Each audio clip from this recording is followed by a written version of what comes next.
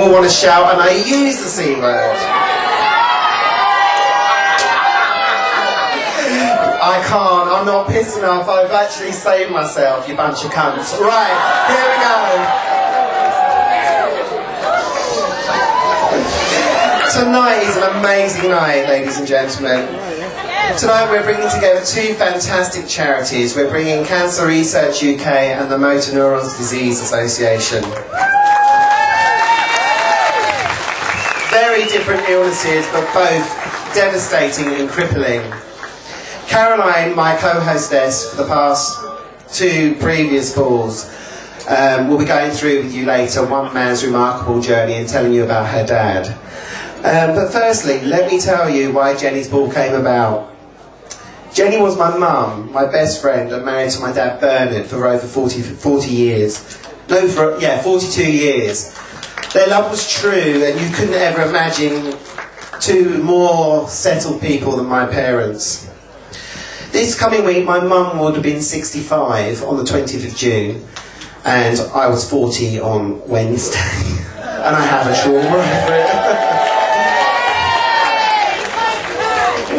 It's not fake tan. My mum was a glamour puss. She was full of life, fun and vitality. She was remarkable, courageous and determined that her cancer would never get the better of her.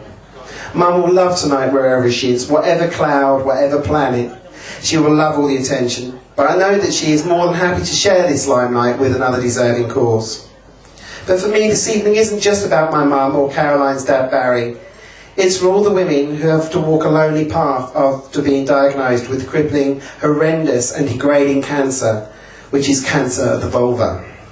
Still a cancer that's not talked about, very much a subject that causes revulsion in radio and TV producers.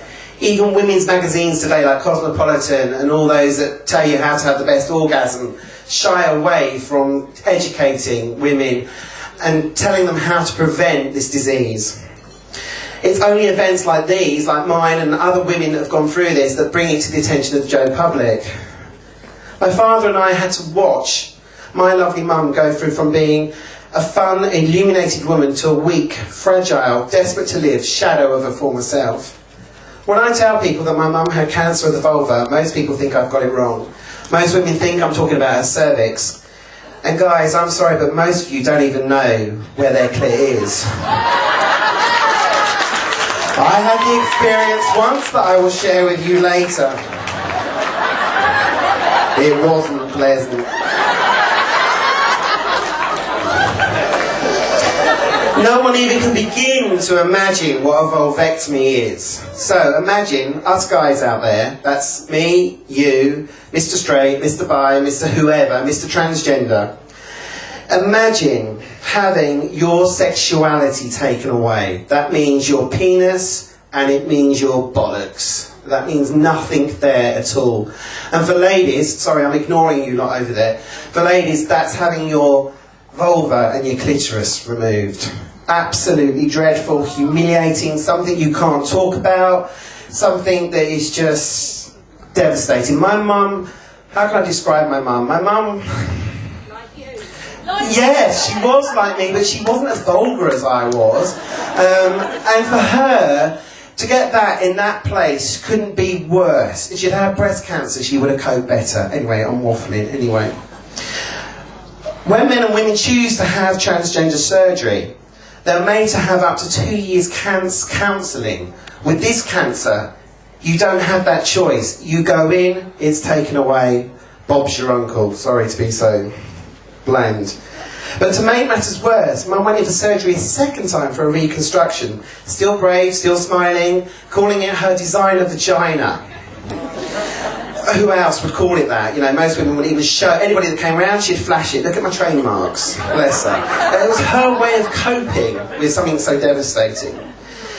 But after 4 weeks, her body rejected the skin graft and it fell off in the shower, leaving a hole in between her legs the size of a dinner plate. So can you imagine the smell of that rotting flesh will still haunt me and my dad till I go to the grave. The only support that my mum got was from her surgeon and the nurses on 6A at the Lister. Her GP and the district nurses were fantastic, but Macmillan and Mary Curry let her down when she needed them most, making her path a lonely and desperate one. Unlike breast, prostate and testicular cancer, there is no funding to help these women.